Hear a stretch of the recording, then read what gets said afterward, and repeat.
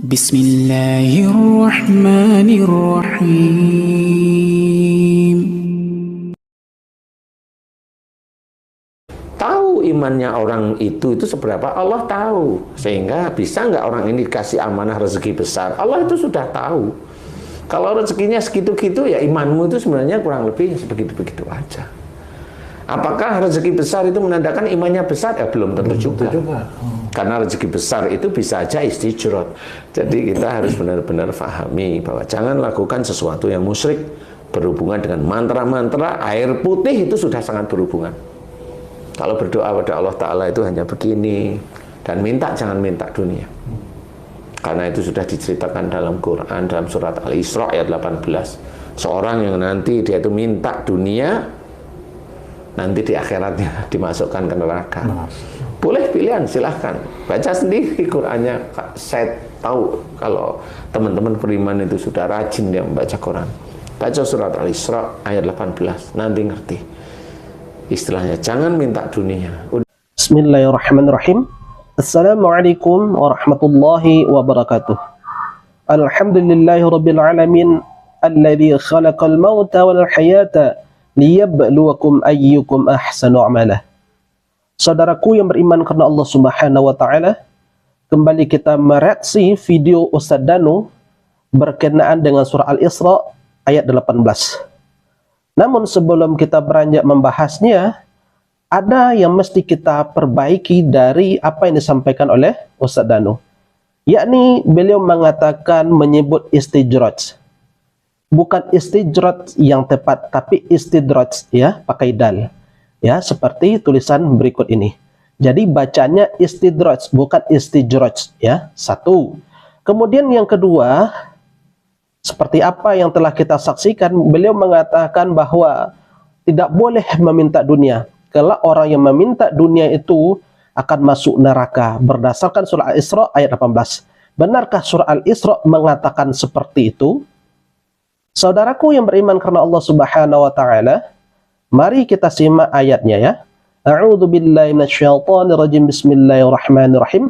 Man kana yuridul ajilata ajjalna lahu fiha ma nasha'u liman nuridu thumma ja'alna lahu jahannama yaslaha madhmuman madhura.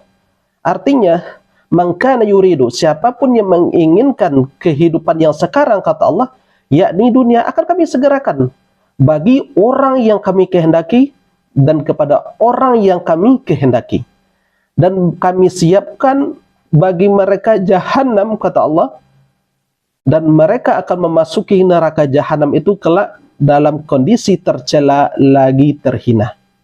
Ya, lagi tercela, lagi terhina, lagi terusir, maaf, dalam kondisi tercela lagi terusir. Saudaraku yang beriman karena Allah Subhanahu wa taala, kalau kita cermati ayat ini, yang pertama di sana tidak ada Allah mengatakan siapa yang meminta dunia. Pertama, perlu dicamkan ini, di sini di dalam ayat ini tidak ada mengatakan siapa yang meminta doa untuk dunia, maka bagi mereka azab di akhirat. Tidak ada di dalam ayat ini. Ya, satu. Kemudian yang kedua, ya, ayat ini tidak berdiri dengan sendirinya, melainkan dia ada urutan berikutnya, yakni dari ayat 18 sampai ayat 22. Dan di dalam ayat ini sebetulnya Allah menceritakan dua kondisi orang, yakni yang pertama adalah orang-orang yang mereka mencari kehidupan dunia tok, tanpa menghiraukan kehidupan akhirat. Kemudian golongan yang kedua adalah mereka yang mencari dunia untuk akhirat. Nah, ayat 18 ini Allah menceritakan di sini bahwasanya orang-orang yang menghendaki kehidupan dunia tetapi mereka tidak beriman dengan akhirat, ya, mereka tok mencari kehidupan dunia dan mereka tidak meyakini adanya hari akhirat, maka orang yang seperti ini Allah sediakan bagi mereka neraka jahanam.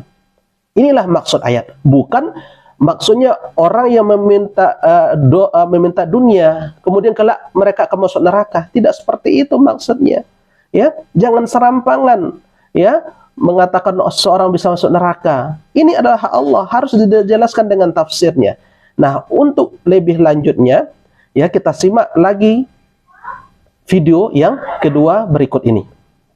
Dia tidak pernah bertanya bagaimana caranya hidup baik agar besok itu rezeki itu diberikan kepada Allah Ta'ala kepada kita. Nggak pernah.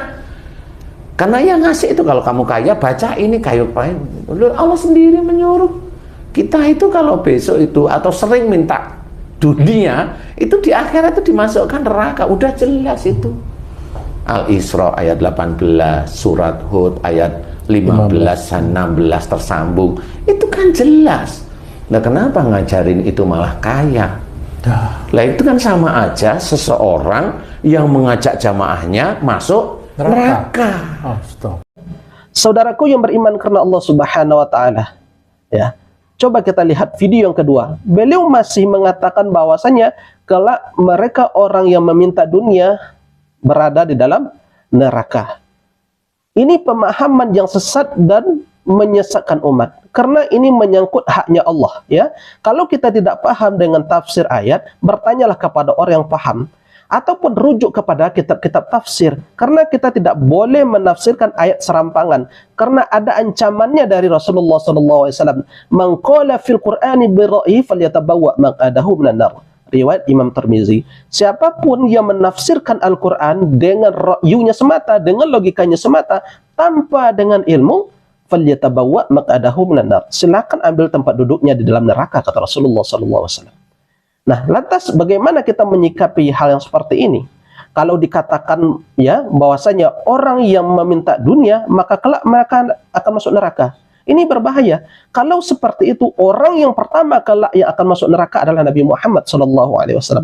Dan orang yang kelak yang berikutnya akan masuk neraka adalah Nabi Sulaiman alaihissalam. Kenapa? Karena di dalam surat As-Sad, surat Sad ayat 35, Nabi Sulaiman pernah berdoa kepada Allah Subhanahu wa taala, Rabbighfirli wa habli mulkan la yanbaghi li ahadin min ba'di innaka antal wahhab. Ya Allah, ampunilah aku dan berilah aku kerajaan, kata Nabi Sulaiman, yang tidak ada lagi orang-orang yang memiliki kerajaan seperti ini sesudahku. Innaka antal wahhab, sungguhnya engkau maha memberi, ya Allah. Nabi Sulaiman meminta kerajaan. Apakah itu bukan dunia itu? Kalau seperti itu, kelak berarti Nabi Sulaiman juga akan masuk neraka. Ya. Kemudian lagi kita lihat doa Nabi Muhammad SAW, ya, dari Abdullah bin Mas'ud, ya, hadis yang diriwayatkan oleh Imam Muslim, hadis nomor 2721. Apa doa Nabi ketika itu? Allahumma inni as'alukal huda wa tuqa wal afafa wal ghina.